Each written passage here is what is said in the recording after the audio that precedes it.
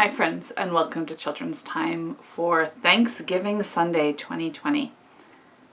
We have this gospel lesson today that talks about 10 lepers in the land in between Galilee and Samaria who met Jesus. And Jesus did something weird. He sent them to the priests to give thanks for their healing. And the reason that's weird is that they hadn't been healed yet. So the deal was this: if you had been a leper, so if you had skin disease that caused you to be in isolation and quarantine so you wouldn't get anyone else sick, and then you got better, whether with time or through some healing process, then you went to the priests so that they could test and be sure that you were safe to re-enter society. Does this sound sort of familiar? Sounds familiar to me. The story is weird though, because it doesn't actually say that Jesus healed them.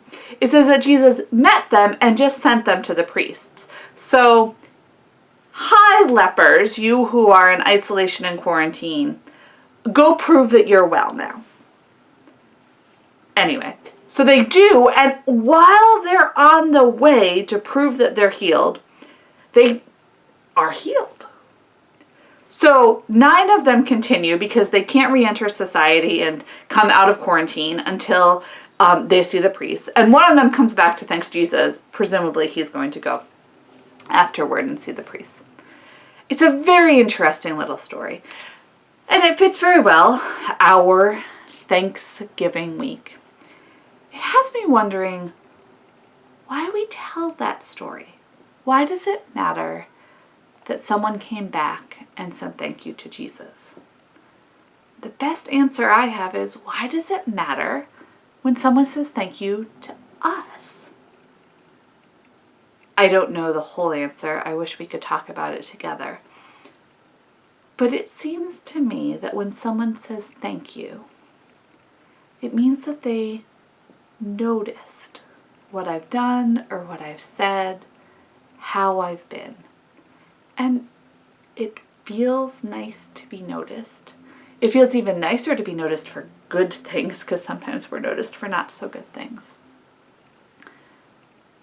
This week, we are spending time being grateful for those who took care of the first European settlers in Massachusetts, for the native peoples.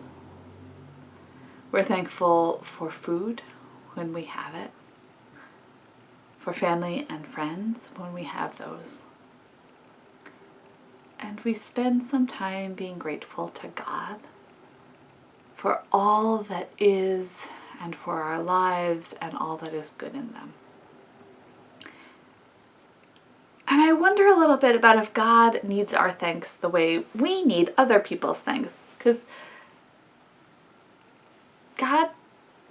does God need to be noticed? Does God need affirmation? Or is it something even deeper? Do we just need to express gratitude and God's the one who can receive it? I don't know, but I invite you to think about it. Will you pray with me? Holy God, we thank you for all the things we have to thank you for stories that make us think, for people who love us, for food that feeds us, for the history that got us to where we are, and for the opportunity to build the world into an even better place. May our lives be useful to you so that others may give thanks. Amen.